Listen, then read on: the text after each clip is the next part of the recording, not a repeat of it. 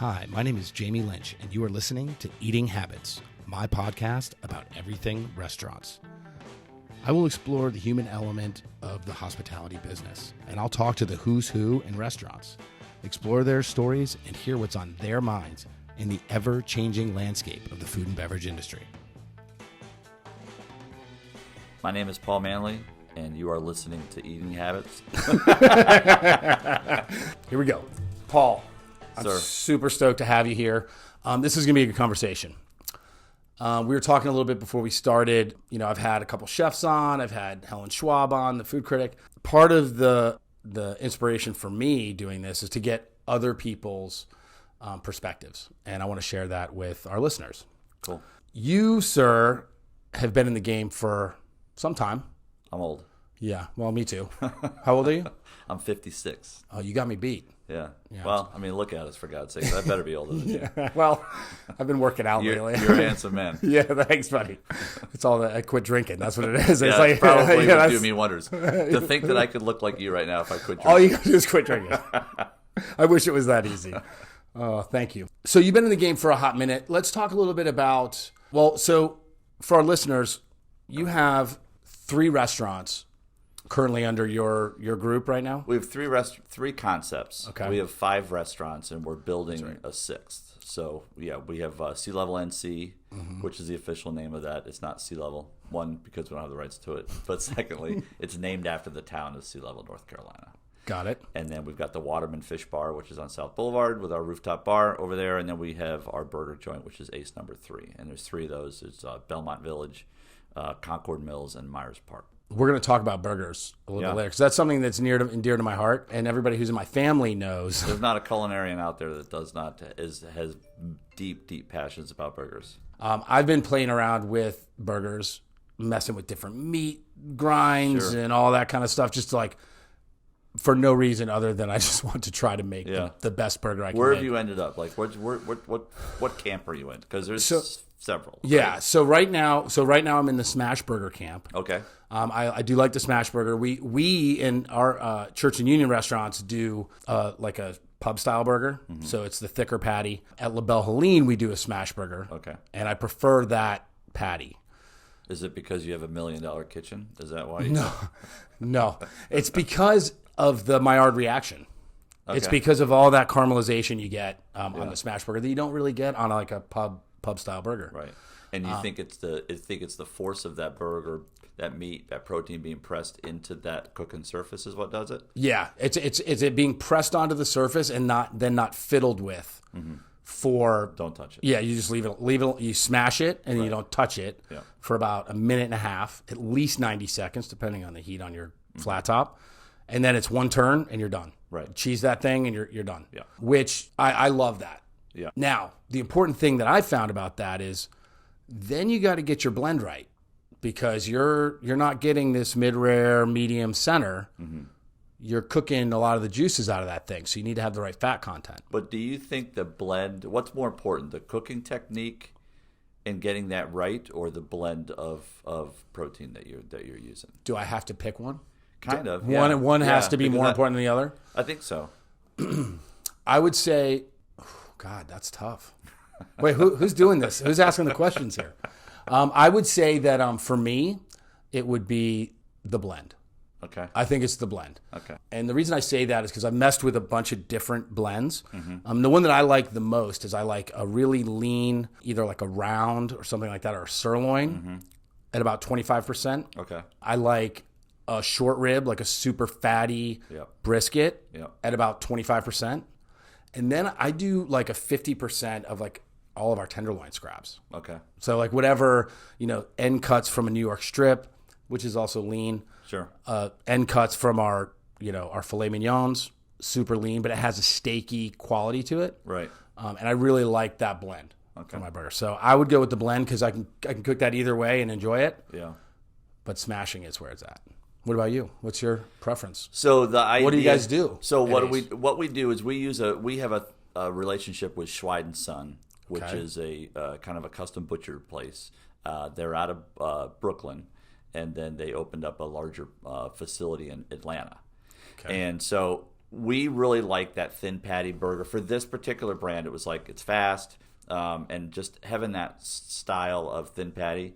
But what we found was, as we started looking at it, was the skill set to get it right, to get the smash right and leave it alone and get the sear right, all those kind of things.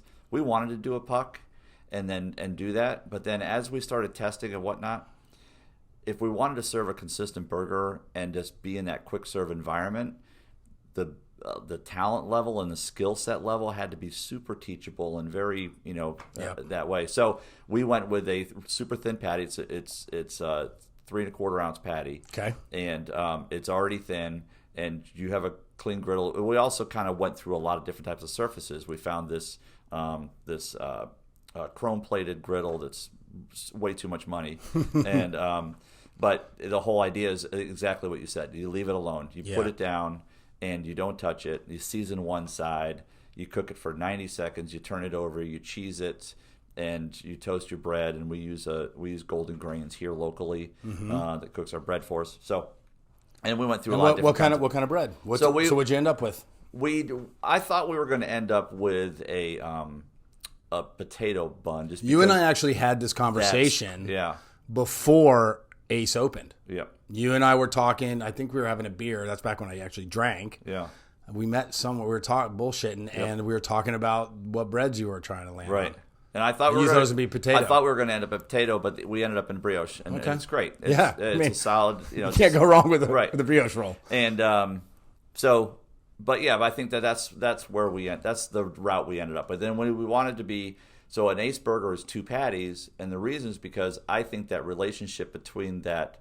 I know you've got a technical term for it in the culinary world, but the sear of the meat itself. Yep. And how the Maillard reaction. The Maillard, thank you. Yeah. And that was more important than the actual flavor of the beef. Yep. And when you have it 4 times, because you've got both sides of a burger. Yeah. That to me was, where that's, we did, I got a whole team and we were doing tasting after tasting. That's where we ended up, and we were proud of where we ended up on that.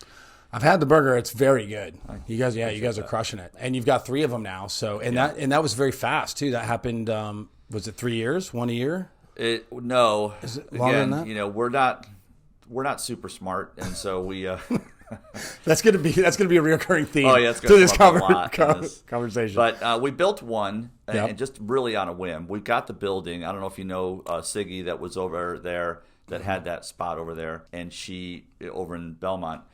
And she did a beautiful job of finishing out her building. She was only open for, I think, 7 months and went out of business. She had just the wrong concept in that neighborhood at the time. Just the timing wasn't right. And so I read on Instagram that she was closing that day, and I went and met her and formed a relationship with her.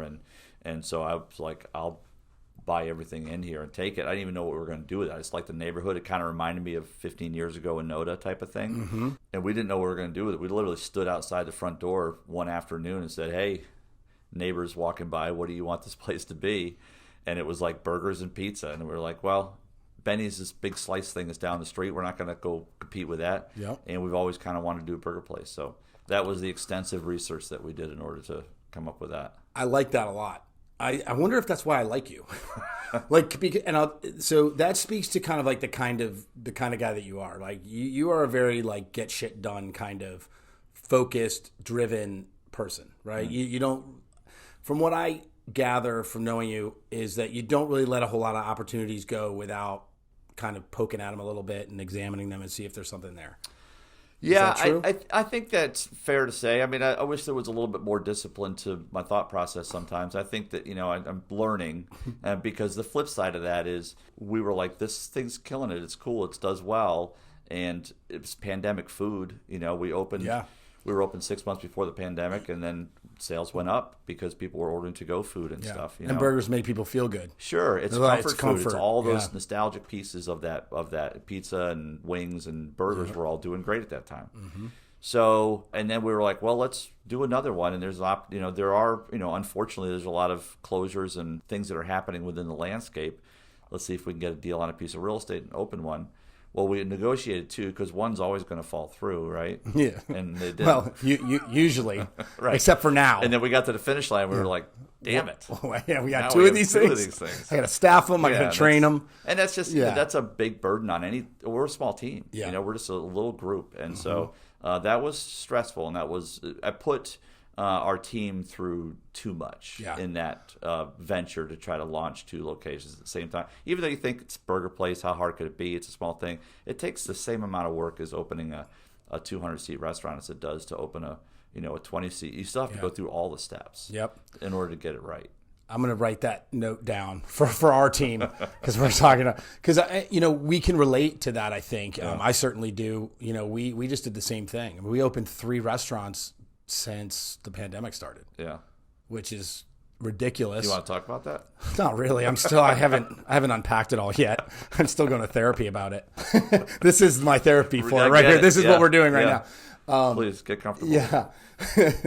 So like I relate to that. Like it's hard, and our teams felt it. Yeah. I feel like your team is a very important piece of your puzzle. Sure. I know it is for us. We just did a whole episode about our teams and how we would be completely destroyed without them, and we would be down to 1 restaurant. Sure. And it'd be me and Pat running it, and that would be that. But our teams really have helped us sustain the vision and what we've been trying to do. How true is that for your team? And then what is kind of your current thought process about your team? Like, I know that that's an important part of your model. Well, I think that I decided a long time ago, just from my personality, that I was not, if you want to put it into a band analogy, I was not a singer-songwriter or a solo artist. I was going to be, I'll be a great rhythm guitar player in a kick-ass band. You're going to be a Beatle, man. Yeah. I didn't have it in me to be. I didn't have to be out in front, and I didn't really have a desire to go it alone, because I don't think that I've never thought that I have all the answers myself. And so because that collaborative effort, I have my operating partner, Andrew Chapman, Chap. I found that we collaborate really, really well. So I learned a long time ago that I could go into an environment, and whatever I thought was going to be the best idea was not the best idea by the time we got out of there. And I find a ton of value in that. So I've tried to start to surround myself with people that are smarter than me, are better than what they do than I do. And so, we've got a director of ops, and he's just he's a relentless, disciplined, sort of methodical, non-animated guy that they could drive you crazy. But we always come out with better decisions with that sort of analytical mindset in that thing. So I love the banter, and we're a very collaborative group because the fact that, I think we're pretty convinced. Sometimes it's, you build this mentality and this culture, and then sometimes you just want to go, fuck it, we're doing it this way, and we got to get it done tomorrow. But you can't, because you just break down all the stuff that you just built up over the last 6 months. Have you ever done that? Have you ever just pulled the trigger and just said, you know what, fuck it, I'm making a call, we're doing it? You know what I have done lately, and I'm sorry whoever's listening to this, but I've dipped out. I've just clicked out of the meeting. I'm fucking gone, because I'm going to say something that I just don't want to say. Yeah. That I do really want to say, actually, but you're refraining. It would be harmful and hurtful. So, but I think that I believe that we always end up in a better place. So I'm not spearheading an organization. I'm building a team, and Chapman and I are building a team that we can collaborate with and just make great decisions. We don't have to be, and that was one thing I learned recently, is stop putting yourself in the middle of every single decision that's made. It's not, you're holding up the frickin' the training or whatever process because you feel like you have to be at the center of that conversation, and just get out. Dip out, let them come up with it, and then run it by you and have a good approval process and a good, flow of information. But that's been a recent lesson for me, you know. We were talking a little bit before we started we were talking about the ego train for restaurateurs and chefs in our industry, right? And like, I think all of us maybe suffered from it when we were younger and getting into it. Is that it's all about you and what you're going to do and your inspiration and your story and all that stuff. And I know that I felt that way when I was a young cook and coming up from New York and stuff. I don't feel that way at all now. Complete evolution or change or flip or whatever. Right. Where do you stand on the whole ego as it applies to hospitality and the restaurant business, and then growing your business? Ego is great, I think, if you have a one-off shop, right? If you're the chef owner, or you're the the sommelier or whatever. Yeah. That's great to build a concept around a signature like that. But as a group or as a collective, I don't know that works so much. Yeah, I think for some reason, and I don't know exactly why, but I've always been drawn to the more humble person out there that would inspire me. I've always been, I guess, leery of too much charisma. Yeah. Yeah. It's the yeah. It's the guy running the mega church that you got to keep your eye on, kind of thing. That I've always had that mentality for me. So I've never been a big believer that the ego gets you there. I felt like it was that's why everybody loves Anthony Bourdain, because he'll make fun of himself way before he'll make fun of anybody else. Right. Mm-hmm. And so I've always been drawn to that sort of a path. So I've never felt like I've had to prove anything. I did learn a long time ago to assess my own performance and to not be very particularly happy with it. Mm-hmm. And I think that can also be a bit of a crutch. Sometimes you just got to be able to give yourself a pat on the back and say, sure, good job. But what is that process like? Like, what is that self-awareness process or that self-evaluation process? Like, how do you implement that? Like, what does that look like? To me, it was a very pragmatic approach at the beginning of just how did I do today? Mm-hmm. Did I accomplish what I wanted to accomplish today? Was I a good leader and a friend and husband and father and just kind of analyze that piece down. And some days you go, I did a pretty good, today was a good day. And some days you're like, God, I fucked this one up bad, Mm-hmm. And then, then you set your goal on the next morning and say, okay, I'm going to do better today. I'm going to tackle that. And, so I think that always is, I get finished, and sometimes it turns into a little bit of doubt too, Sure. You can paralyze yourself with that. Yep. If you want to.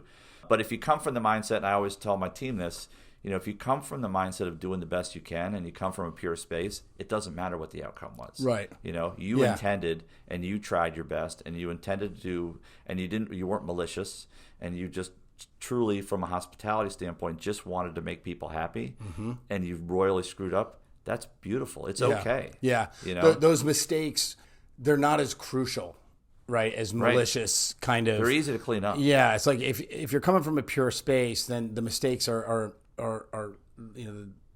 they're mitigated by the hospitality or the intention behind the action. Yeah. I agree with that 100%. We have culture talking points just like you guys do mm-hmm. too. Which you guys kind of wear yours out on your sleeve, and I think that's really awesome. I really like that. But we have the couple of the ones for us are, we have one called the no asshole rule. Mm-hmm. And another one is I probably would have got thrown out of that club early on. well, and the other one is character over talent. Yeah. We love talent in this industry. We've starved for it, but way too many times we have sacrificed a culture of a place for the sake of talent. And that's one that we hold ourselves to, and our team holds us to. Recently, we kept somebody for too long that had all the talent in the world, but they did more damage than we realized. And our team was like, "You're not living by your own freaking culture pieces here." Yeah, and they held us accountable for it, and it was beautiful. That's great. Yeah, that's awesome. awesome. A beautiful situation. That's interesting. When you said that, it reminded me. Like, I think I was totally guilty of that as a young chef. Because you were taught that was how the business worked too. Right. Well, and I came up as talent. Yeah. Like I have talent. I was always like aspiring to be a chef and do this and that. So I was valued for that. Sure. And when I became a leader and a chef, right, of my own restaurants and kitchens, I was always looking for talent. Mm-hmm. And I think the reason for that was not because that was my experience, but because I wasn't a very good leader. I didn't know that I could teach people to do what I do. Right. Like, what I do isn't magic. I work really hard at it. Sure. And I've worked for really great mentors. Yeah. And I've been committed to it. So but at that time, I didn't realize that I could teach that to somebody else if I have the right person. But our industry didn't realize how fucked up it was. True. Yeah. And so we didn't get it thrown in our face of really what a pretty shitty place it is to work until the pandemic. Yep. Totally. And it was just like, here's your spotlight, yeah. hospitality industry. Yeah. And so what are we going to do about it? Yeah. What are you going to do about it now? So we went, okay, we got to talk about that. Yeah. Because that's like our mission right now, right? We are on that. The Fifth Street Group is on that bandwagon of like, we have an opportunity here to reset some stuff. What's going to be our contribution? But before we get into that, I want to go back to what you're talking about that self-evaluation, because I think that's really important for people to learn. Yeah. And I want to know from you, how have you always been able to be like super honest with yourself about that stuff? When you look at like your performance or your day or your thoughts or whatever, were you always able to be like straight up with yourself, or did you ever suffer from like that, smoke and mirrors thing? Look, I was a ski bum and a pothead and everything else in Colorado for 7 years. I didn't give a shit about anything. I was just bartending, making mad cash, and skiing every day. And so I had zero self-awareness or evaluation or anything like that. So when everybody else was going to school and cutting their teeth and you were, sweating your nuts off in this kitchen somewhere, I was just absolutely living the life. Yeah. So there was nothing to question. Yeah. Right? Yeah. Everything's going swimmingly well. Yeah. Until it wasn't. Right. And so that's funny. and I think there was just a moment in, honestly, 23, 24, 25 where I was just like, oh, I'm actually an asshole. Like, I'm not a good person. I'm not doing anything for myself or anybody else. I'm completely selfish and, all these kind of things. And I think that was sort of a, let's make something of this. You got some good skills. You're a good person. You got a good heart. Let's figure something out. So I think that's honestly where it started. And it sounds like it's, always a progressive thing. It's not. Yeah. It's sometimes you're just like, just took my eye completely off that whole scenario for a month. I didn't realize what I was missing there. Yeah. So, but I think that constant never-ending improvement mentality of just, just leave it a little bit better than you found it every single day. Yeah. Yourself, your restaurant, your business, your love life, whatever it is, it really, I think that little incremental pieces, I've learned to live that is truly how I try to do everything. When did you start feeling that way? Like when did that reality for you really sink in? It increased over time. It probably, that first few times that someone, was brutally honest with you and you had no idea. Yeah. Like you didn't see it coming. Uh-huh. And someone pointed, and then you were like, when was I this? And they give you like 5 scenarios. You're like, oh shit. Damn. You're like, my perspective is skewed. Yeah, I'm not. I don't want to portray that person either. Like, I don't like who you think I am. Right. Right? Yeah. And so I think that getting some rough feedback in your, again, back in your 20s, in the early part of your career, you think you're killing it and you're not. And I think that those first, hardcore managers and whatnot that I had in my career were just like, okay, this is a bit of a mind shift. And then when you had somebody that you worked for that didn't think that way at all, you felt like it was really missing. Yeah. When someone was just nothing but your cheerleader, it's kind of leaves you a little empty, honestly. Yeah. Yeah. I'd rather go away from a conversation scratching my head thinking what I did. Yeah. And I've taken that always into my leadership skills and not thinking what an asshole I am, or I'm just, clueless and I'm not paying attention. Right. Yeah. So that feedback, I think, to me is a gift. Yeah. We were getting into the whole self-awareness thing, and then trying to improve. And you mentioned inspiration, and it kind of stuck in my head. And I was like, I wonder what the inspiration is for you. Like, what is it about hospitality? I'm going to read you something. I brought this because I figured we'd be talking about this, but this is always. There is something innate about people in our industry that are good in this industry that just have the innate desire to take care of others, right? Like that's just in us. Mm-hmm. We just want to please people. We just want to make people happy, and it's not a vulnerability or a weakness, but it's just that's to me it's a trait. Yeah, I think it's a gene that we have. Right. I don't know if they've identified it yet. So there's an oyster guy named Rowan Jacobson, and he's written a few books. He's like the king of oyster knowledge. He's visited all the farms. He's put a few books together. He's wrote the book called The Essential Oyster. Okay. And this is a quote that he wrote in that book that I just think I think sums it up for us. It says, we eagerly jump into an anonymous communal energy of multiple sensory satisfactions. The need to belong in a central place of subliminal celebration. All we want is to watch others being happy. It makes us happy. Totally. And to me, that's your inspiration. Why I'm in the rest. That's the epitome of the restaurant, right? Yeah, totally. You can make a great meal and sit at home alone, and it doesn't mean much. Yeah. You can have a 80% great meal in a great environment with happy people and cheersing and just in watching other people be communal and celebratory. And that to me is everything. That's what inspires me. That's why I like what I do. That's awesome. I totally agree. I mean, I honestly think that there's a gene that has not been identified yet, somewhere in the chromosomal connectivity that is restaurant people, right? It's hospitality people, and that speaks exactly to that. That desire to please others, to make people feel comfortable, to somehow enrich their experience in a way, and to gather, right? Yeah, to gather communally, and that's why our restaurants, that's why your Five Church downstairs is Church and Union now. Church and Union, thank you. Yep. But you've got sort of this theater feel in there. You've got these different levels, and it's open, and the bar area is open. You've got these big long friendship tables that people have to sit beside each other.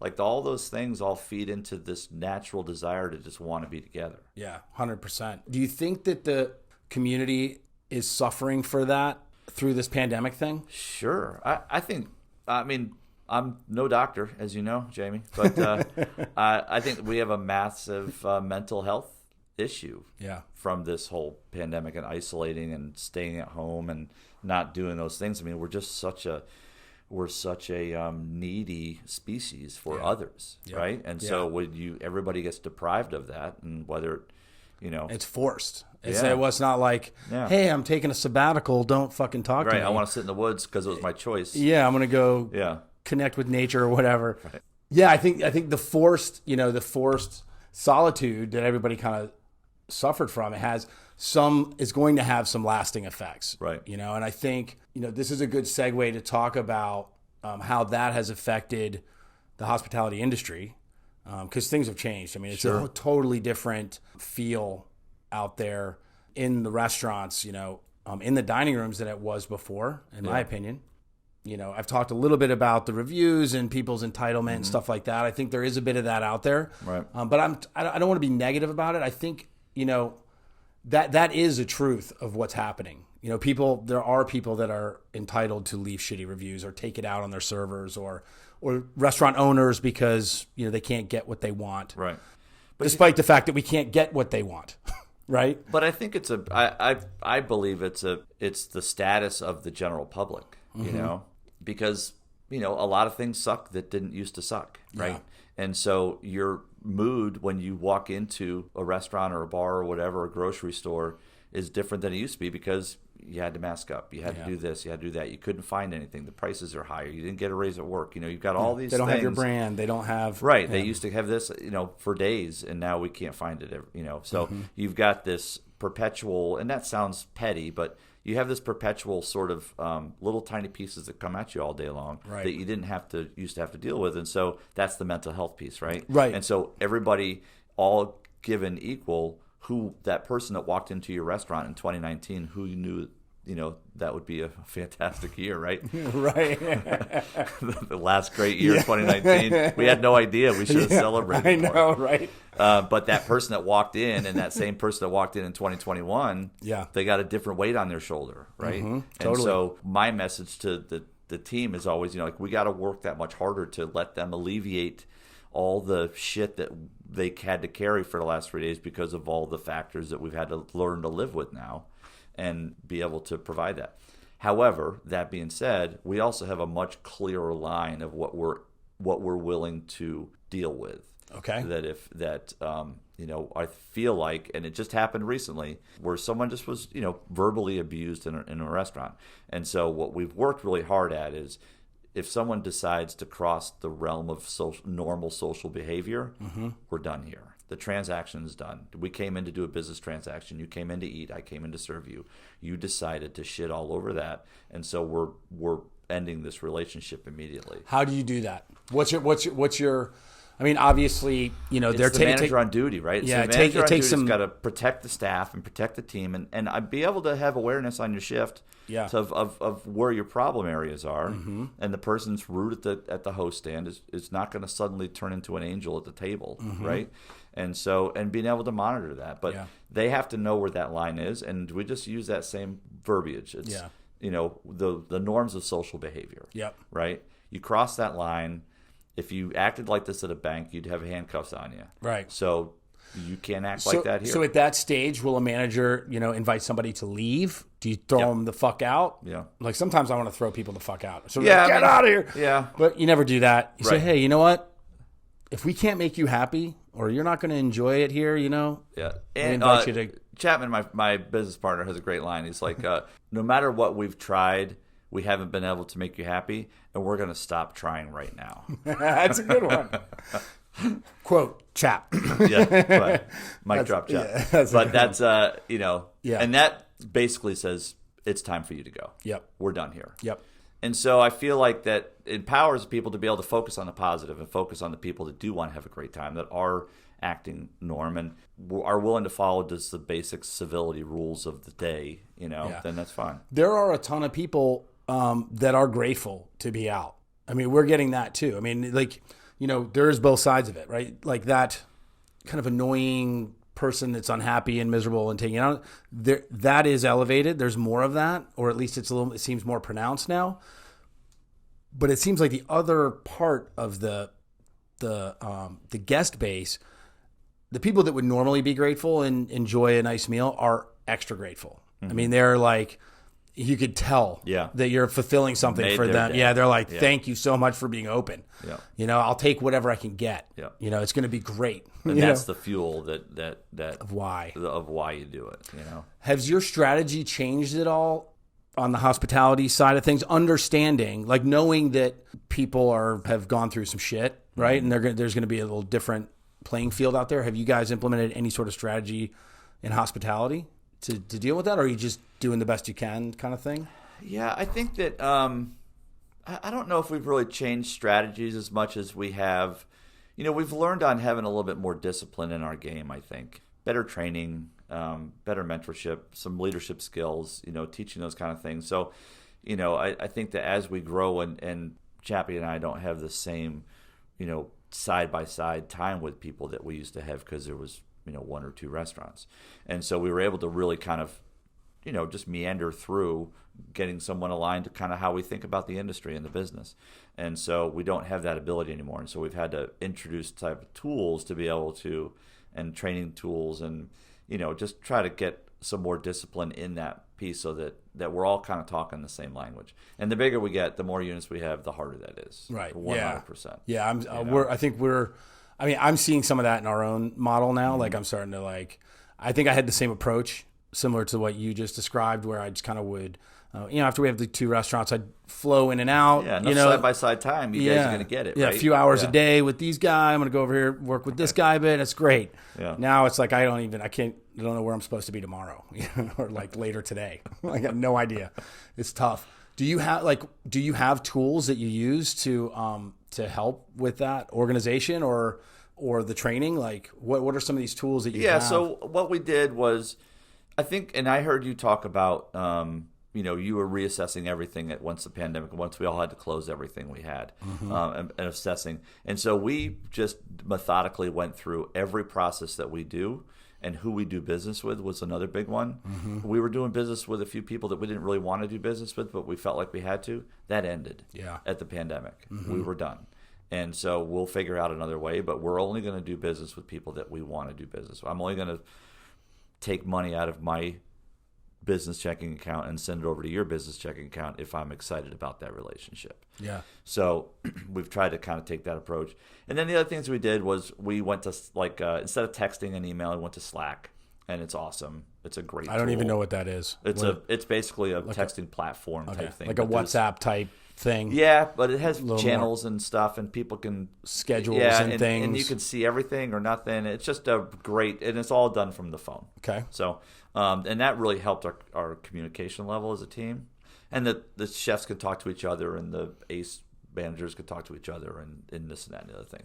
And are they able to intercommunicate on this too? Like, can you have like the entire group, like everybody? umbrella, yeah, there's an all-way. They're in channels. Okay, so and you so can there's break an it all-way up channel. however. There's your executive levels exactly. to your operation levels to. Yep. That's interesting. Yeah, it's pretty cool. Yeah. And then we did that. We went to 7 shifts, which is a great platform for hourly to be able to talk to communicate and get their schedules on their phone and all that kind of stuff. Mm-hmm. The other thing that we did, what I was really excited about, was we went to a product called Trainual. And it's basically, how everybody's already staring at their phone anyways. Yeah. And so we went to all of our training platforms are all on an app called Trainual. And awesome. there's testing, there's validation, there's attendance. We roll out the fish feature at sea level tomorrow, and it's on Trainual, so you can see it from home before you come into work. It's got like a picture, a video. We can do the cooking thing of it if we want to. Cool. Tasting notes of a new wine, all that kind of stuff. So it's really a great tool to be able to kind of get that that done. So that was some of the things that we did for efficiency wise. I'll write that one down. Yes, put that Trainual. Yeah, Trainual. Got it. Send referral checks to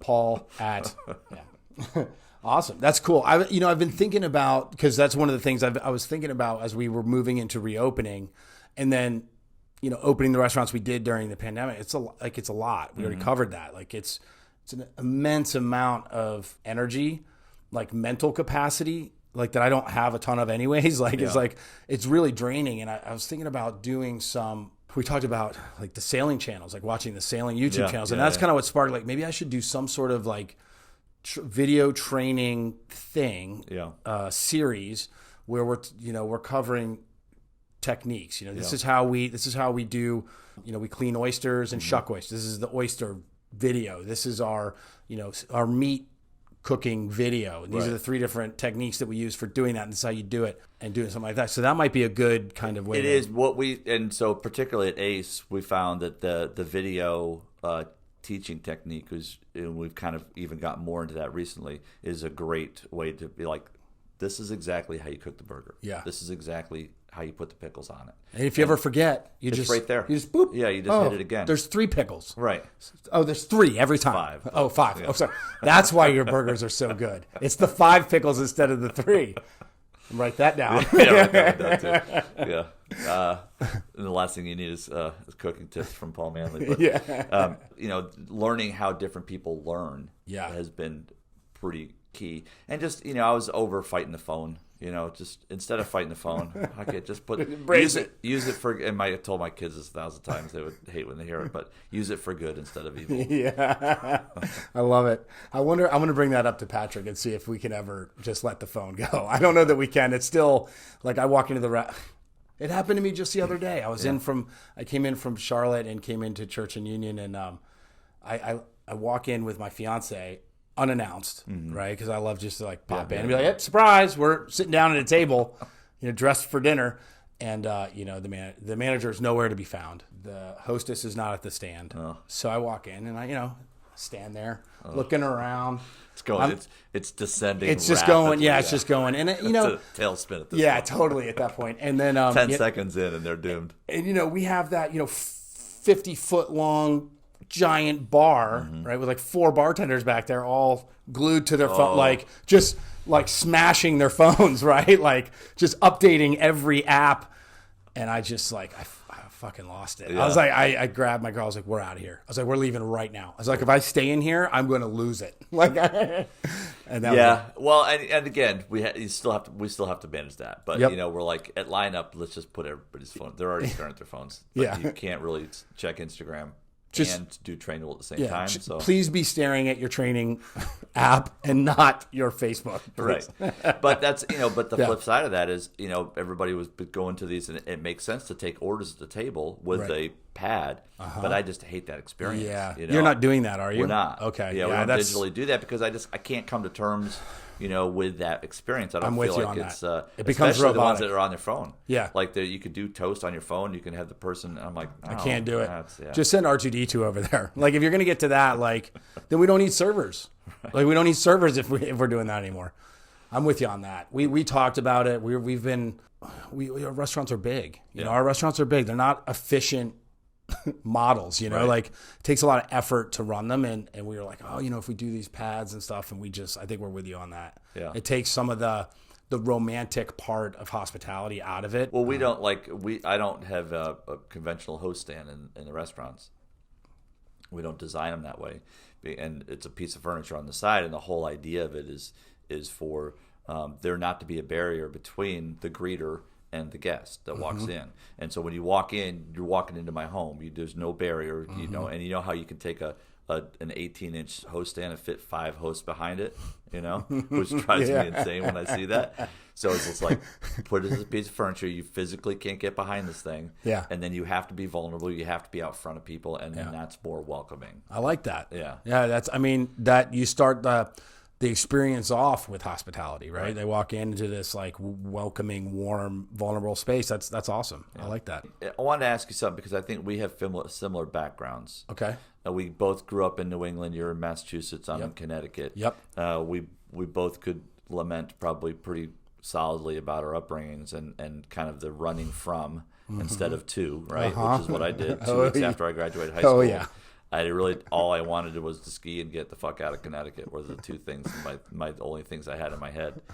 And so, I didn't really understand hospitality. I didn't really understand dining. I didn't understand that communal thing at all, and I think I had my first like white tablecloth proper service when I was probably 19 or 20 years old at a place called the Ranch in Keystone, Colorado.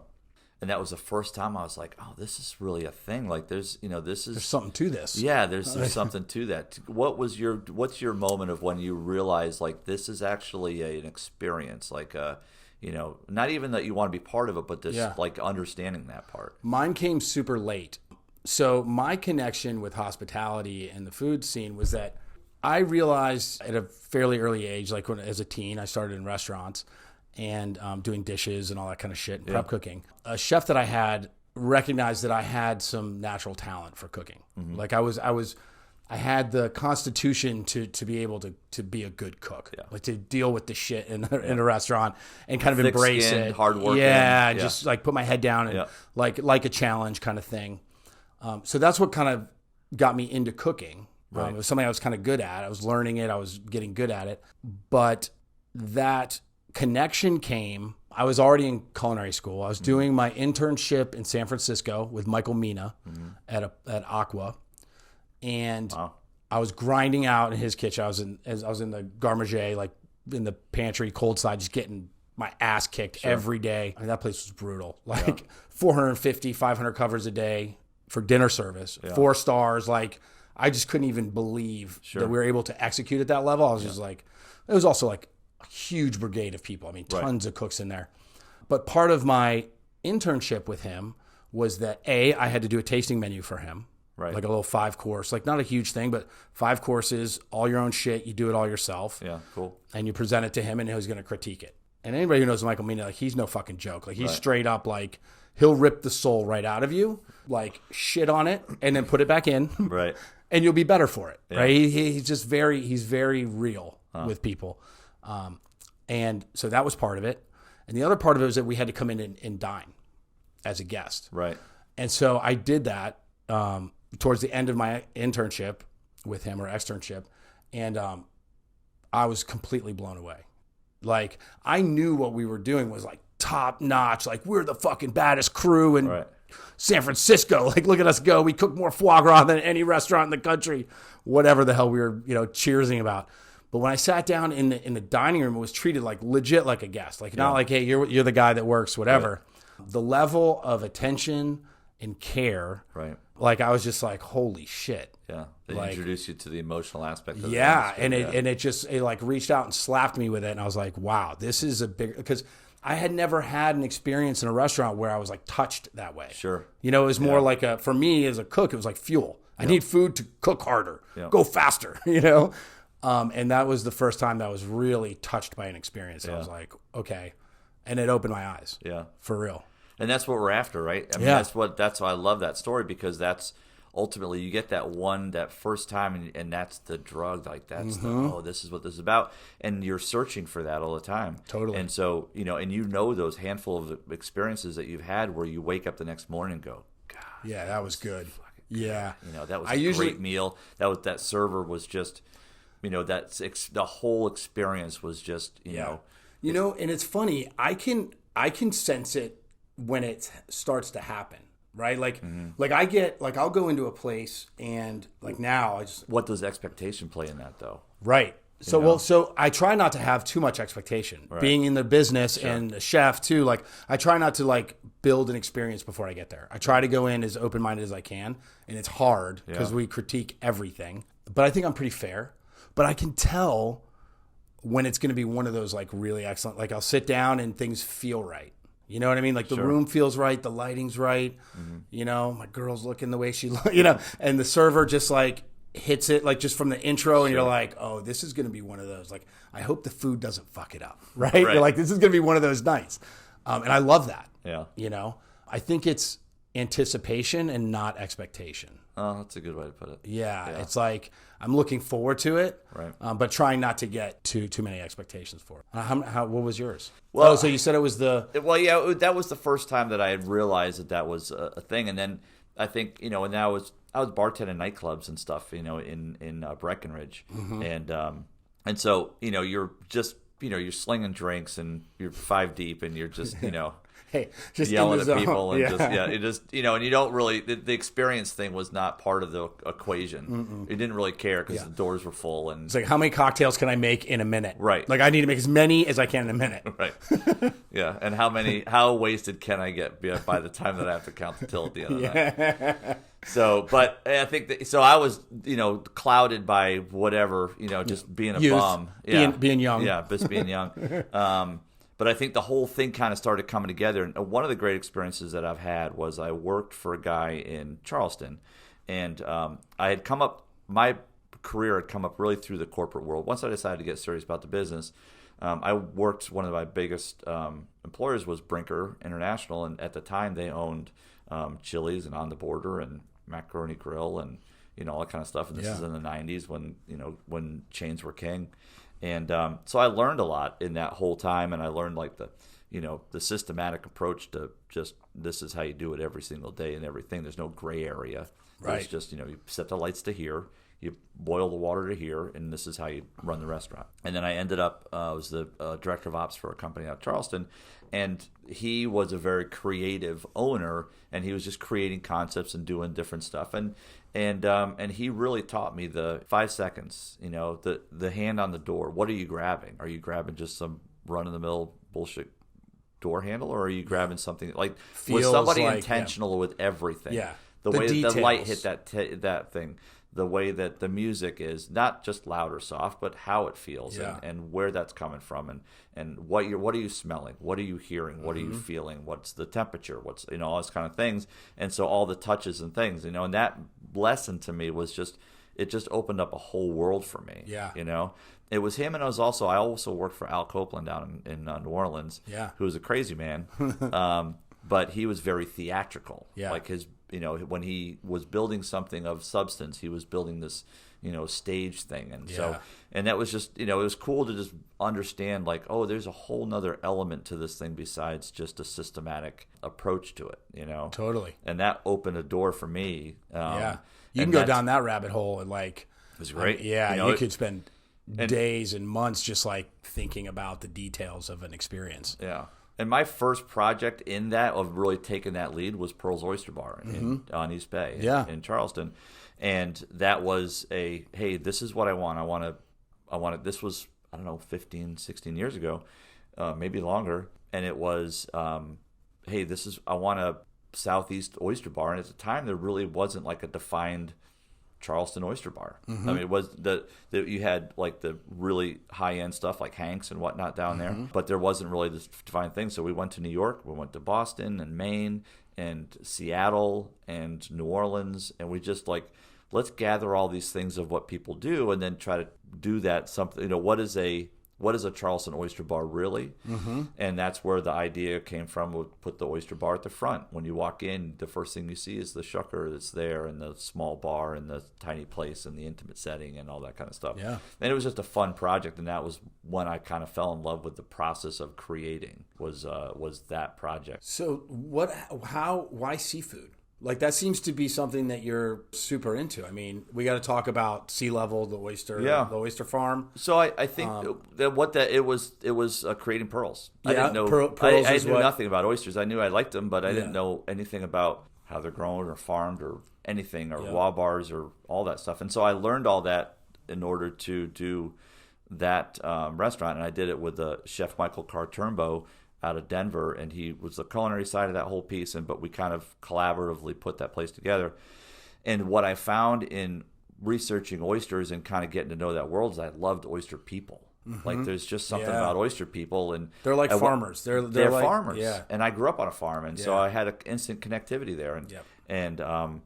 And so getting to learn that whole world, and then going to the Boston Seafood Show, which is always a great show, and kind of learning and more people there. And so I just fell in love with the people behind oysters, which kind of led me on this journey of once I had pearls, and I opened one I was partners with in Colombia, and then we were in the NODA thing, and I was here. But I always had in the back of my mind, ever since I had done pearls, I'd love to do a Carolina-based farm to fork oyster bar and a sustainable seafood restaurant. That's when I learned to care about sustainable seafood, and to learn that we 95% of our seafood that we consume here is imported. Yeah, it's crazy, and man. that's just an insane number. It's so ridiculous. But we have all this coastline and all these lakes and all this ability, So that kind of was like, oh, okay. So there's a little bit of a mission here on that too, to kind of to go after that and just to build something around what do we have here, and what can we do here. And it turns out we can do great things. We got great fish from the Carolinas. We've got that we have the second largest estuary on the East Coast, which is Core Sound in North Carolina. And so just, we have a great natural environment here. So that's what led you to Sea Level NC, to that concept. Yeah, it was kind of cooking for years while you were like, I want to explore this. The idea was there for a long time, and then I just started exploring it, and I just literally just spent time on the coast and meeting farmers and clammers and oyster people and stuff, and I was privileged enough to get to know the Morris family in Sea Level, and we just created a partnership of just like growing some oysters, and let's bring them back to growlers at the time, and let's just try them out and see what they're like, and kind of give them the feedback they needed. And once they could get to scale, I just wanted my own house oyster. Yeah, and from the Carolinas, it was affordable, that was local, and was and kind of the foundation of the sustainable seafood piece. Do you know Trey McMillan from Low Country Oyster Farm in Charleston? I do know. Big beardy dude. Yeah. Do you know him? Yeah, I've met him before, but his guy, I can't remember his name, who also looks like him with a big, huge beard. They're all beardy dudes. Yeah, they all look like him. We used to work together at Pearls. Okay. So yeah, I know those guys well, and I've done a couple. There's an event that I do in Atlanta for Oyster South, and they were just down there with me at that one. Cool. There too. So yeah. Have you been out to his farm yet? I have not been to his farm. I'm way overdue. Yeah. Come down. So Trey has become a very good friend of mine. Like we're super close. Oh, cool. His oysters are our house oysters. I use them in all of our stores. Oh, fantastic. I love the guy. He's just such a great dude. Yeah. And his story is awesome. I'm going to get him on here and talk about his story, because he started as a pro angler. Nate. Like that. Nate. Yeah, Nate's like his number 2 over there. He's a great guy too. Yeah, he's a super. And they're a mom and pop shop. Yeah. It's like him and his buddies, and they are raising some amazing oysters using the northern techniques. The suspended cages and all that stuff. So they're super clean. Yep. They're not the muddy oysters that you think of as like southern. Like I couldn't eat southern oysters when I moved here in 2002. I was like, fucking oysters from the south? Are you kidding me? Like those mud cups? Like nope. But that's not the case anymore. Yeah. I mean, some of the oysters that the farmers are producing now are amazing. Like they are as good as many of the northern varietals, I think. Yeah, and we've got a long growing season. It's all about the whatever that estuary is where they're growing, right? Whatever that chemical or molecular makeup of those waters that they're in there, of that of that area. But I love where our oysters come from is Nelson Bay, and it's just it's just got the right amount of brine and the right amount of balance, and we're super proud of them, and it's a great relationship out there. That's awesome. Yeah. So what's next? You got 3 of these burger joints. You're gonna do 8? What's next for you? Well, I think so. We're kind of a take it one step at a time type of group. We don't have a 5-year plan because we would just blow it probably, most likely. Yeah. So, but we just try to again go back to assess every day what's working, what's not, and look for opportunities when they arise. And so we're building a Waterman up on Lake Norman. Yep. It's in Cornelius. We'll be open late March in that one. Awesome. So the Waterman has done really well since we built that. Partially because it also has this rooftop bar, the what we call topside, an outdoor patio, and it had a lot of outdoor seating, which during this whole thing has been a pretty key commodity, right? Yeah. And we do not have that uptown. We don't. You have a little bit. But we got 6 tables out there. It's a wind tunnel. Yeah. Not really a patio so much as So, so that brand's just done well. We just we had to massage it for a while. We didn't get it right at first, and we didn't really know exactly who we were. Mm-hmm. When I love that, I kind of love that journey though too. You gotta have to kind of look like, you're not killing it. You're missing the mark somewhere here. And we wanted to be a neighborhood seafood joint, and that's we wanted high residual and just people to come on a regular basis and stuff. So we had to work on it a bit, but then it kind of kicked off and did well, and it was worth doing another one. You just raised another interesting point. I was going to wrap it up, but I want to touch on this real quick. How long, when you start a new concept and you're working out a new restaurant or shaking out the feeling of the place, how long do you feel is a good kind of measuring stick to kind of get your act together and figure out where you want to go with the concept or that it should start turning the corner and doing things right? Because we suffer from the same thing every time we open the same concept again, and we're like, it's a different space, it's not the same, so you got growing pains every time. Oh, this isn't going to go great? That's what you're saying. I think it's going to go great. I know it's going to go great. I think you might get some new blisters and some new calluses, but for sure. But it's going to be amazing. Stairs this time, so that's there you go. That's a plus. Yeah. Everybody's different. Everything is different. But for me, it's always been a 12-month piece. Like you can't take your eye off of anything about it for the first 12 months. Yeah. And if you do, you're gonna miss some really really important signals and signs and details that you don't. So I think you have to have a decent plan to not rely so much on profitability right out of the gates, because it's going to make you make poor decisions. Totally. Poor short-term decisions. And we're all guilty of it. Yep. I've opened on a string budget before. And so I think it really takes a year for it to really understand what it is. You've got to purge yourself of sort of that, that B-level players that sometimes you're forced to hire when you open a restaurant. Sometimes that happens. Yep. And get people to actually own it. Yep. Right? Like the staff's not going to own it right away. No one's going to own it right away. Everybody's excited, but they're not going to really own that experience. Right. And so I think it's a year. I think you have to really pay attention to what they're ordering, what they're not ordering, what they order once and don't order again, what the common messages is and the feedback that you're getting. I guess maybe the lights are too freaking low all the time. So even though maybe what I want, but doesn't. It's not translating. Yeah.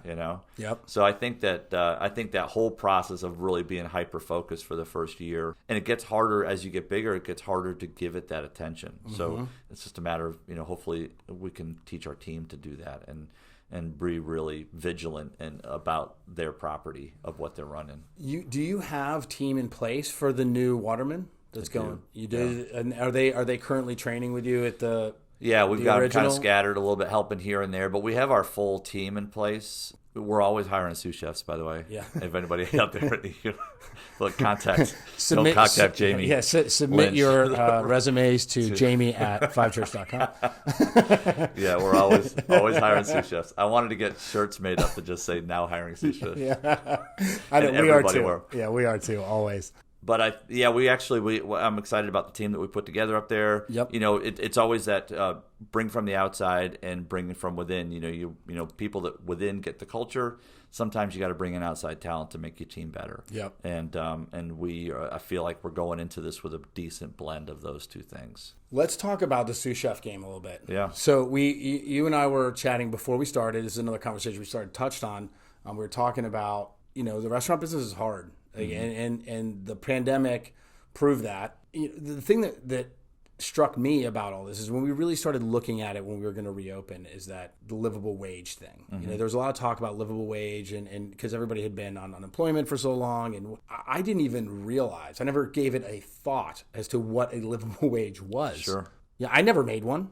Yeah. You know, I was getting paid with peanuts and you shift grew up, food. You grew up in an era of chef coming of age where you were just a dog. Yeah, whatever. Just don't kill work me. 90 hours a week. Here's your $3 an hour. That's it. Shut the fuck up and get back in there tomorrow. Totally. Yeah, 100%. We didn't even clock in. I never understood that. There was no clocking in. I don't have no idea how many hours I worked. They're like, don't you dare touch that computer. My first job, I was in the kitchen for the first 2 or 3 years of being in the restaurant industry. Yeah.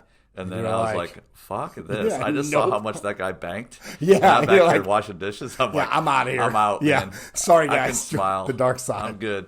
You know, so that was the old way. I mean, it was that way for a long time. It's still that way in some of like the really upper echelon kitchens. You know, people will work for experience. Right. And that's a commitment, right? You're like, to me, it's a different world when you're in a place to learn. It's almost like an apprenticeship, right? Like you're getting all this knowledge and attention and some pay, not good pay, not a livable wage, but you're getting this experience.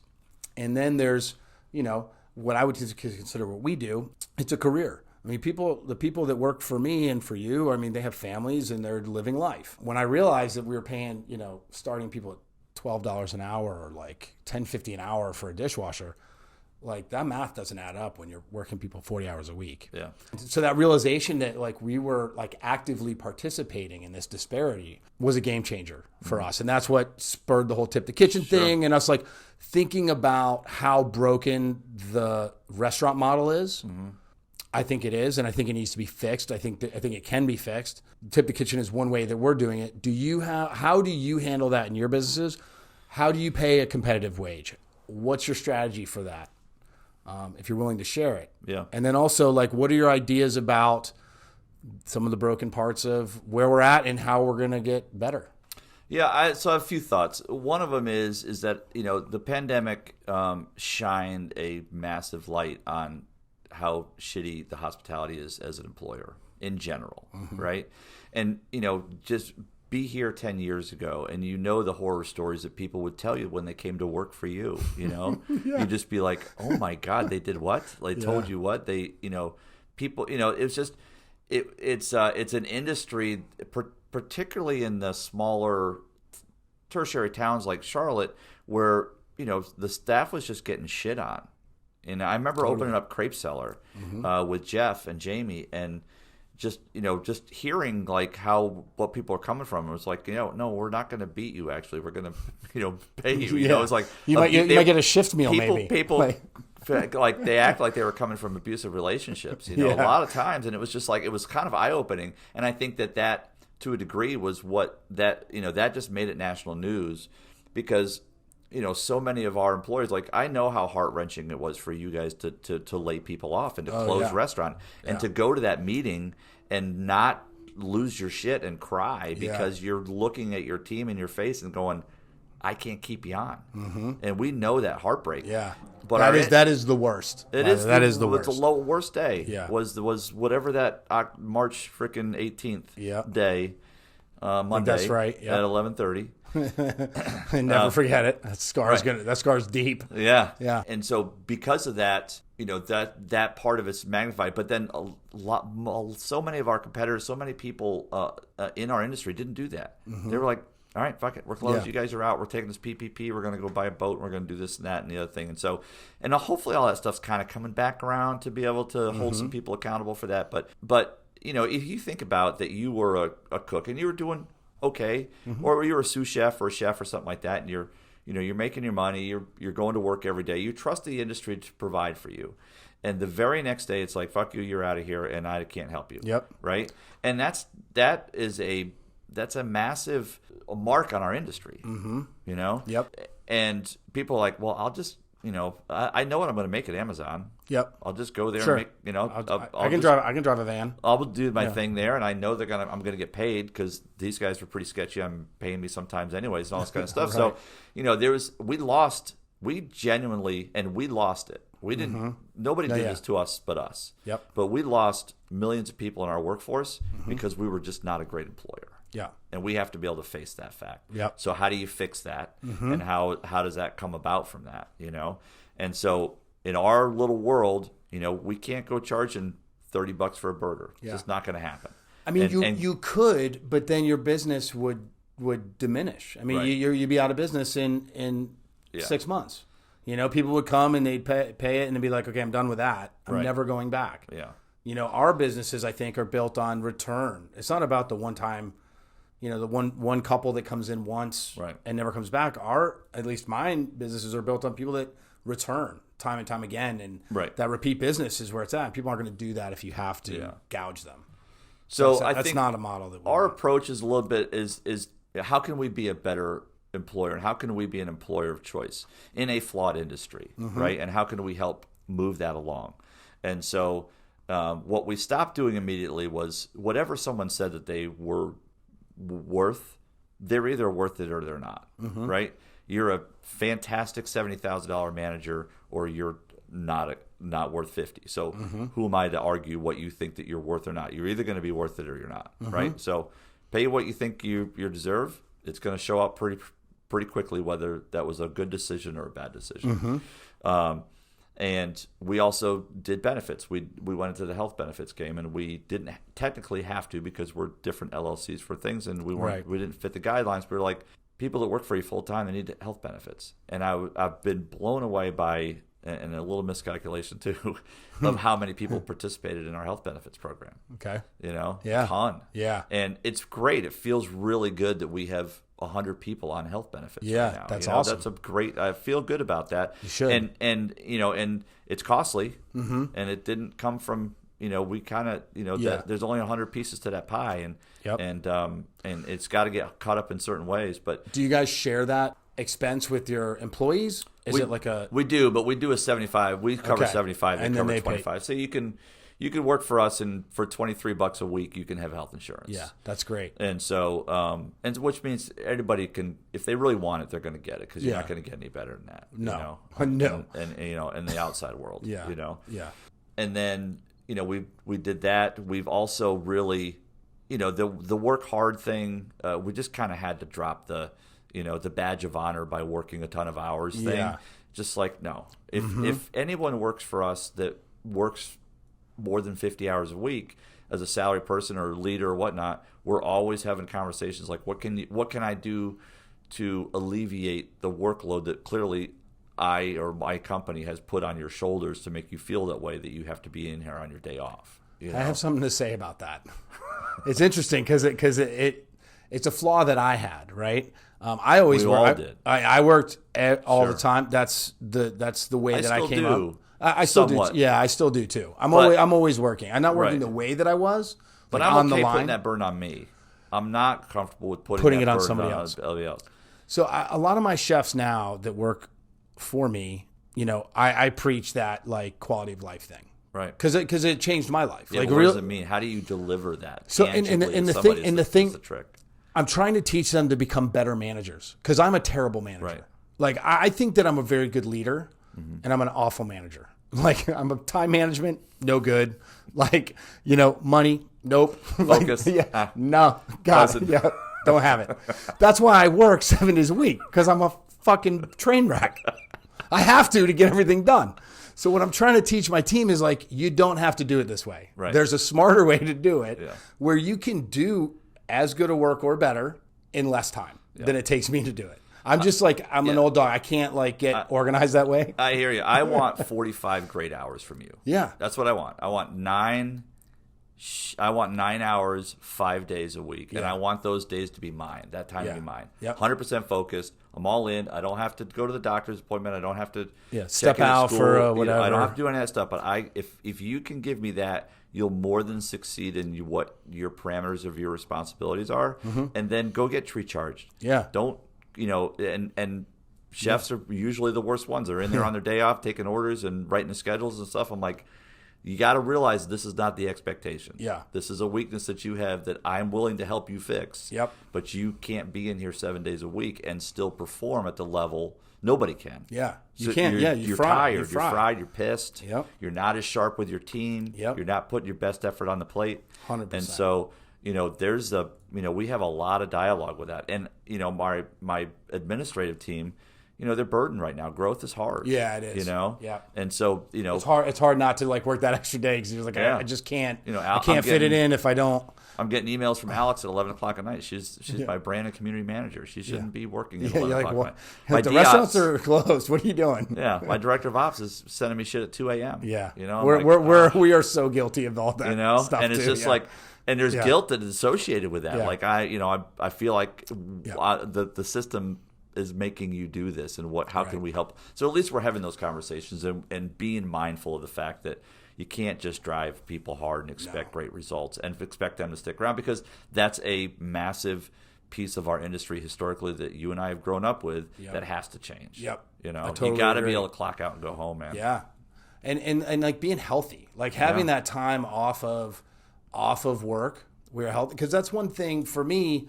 I feel like I've gotten healthier over the older I've gotten. Like I was a crazy chef, right? I was like in that whole drugs and alcohol and all that stuff for so long, and working every day and 14 hours a day. Burn it from and both ends. And I've burned out a couple times in my career. Like I've literally hit the wall. Mm-hmm. I mean, I've had a couple experiences where Patrick, my business partner, was like, dude, get the fuck out of here. Like, I don't want to see you for 2 days. You are a mess and you are not helping anybody. You're not doing I don't know what the fuck you're doing.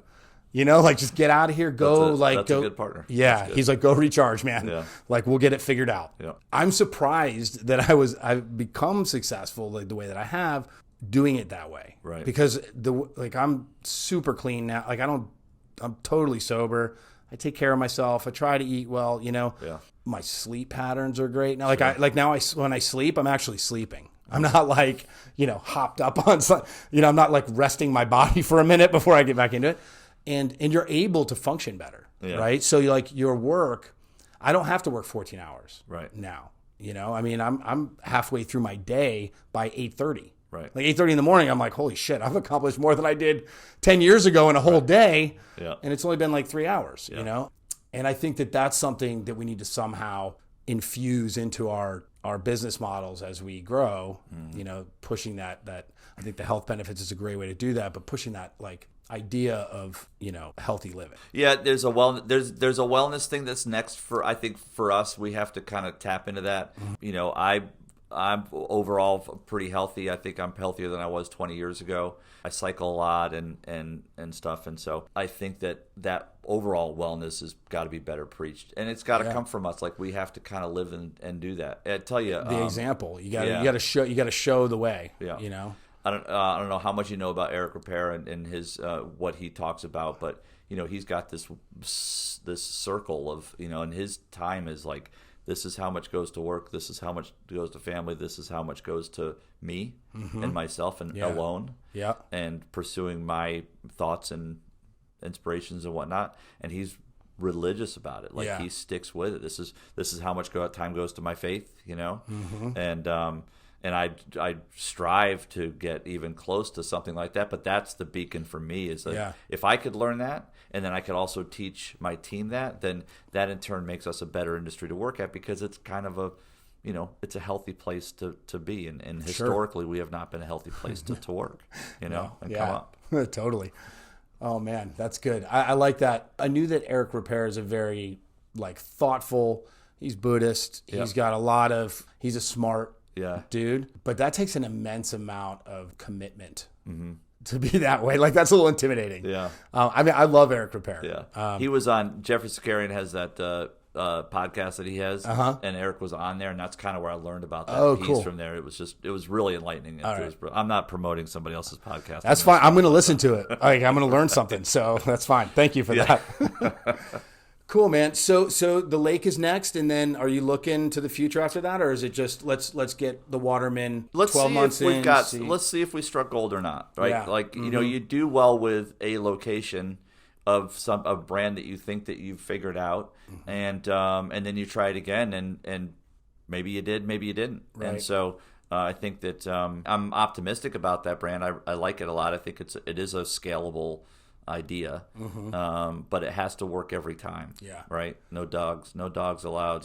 So number 2 is almost as important as number 1 because we now have expectations of what it does and whether it translates to a different demographic. It's different people up in Cornelius than it is in South End. Yeah. Not drastically different, but there's a different budget up there. There's different demands and probably expectations. I hope that you blow away your first one's expectations and it works out for you.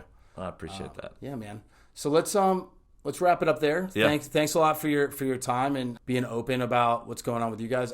There's a lot more that I want to touch on with you because I think there's a lot more experiences that we could chat about. Maybe let's do another one follow up in a few weeks or something. That'd be awesome. It's been an honor. I appreciate it. Thanks, Paul.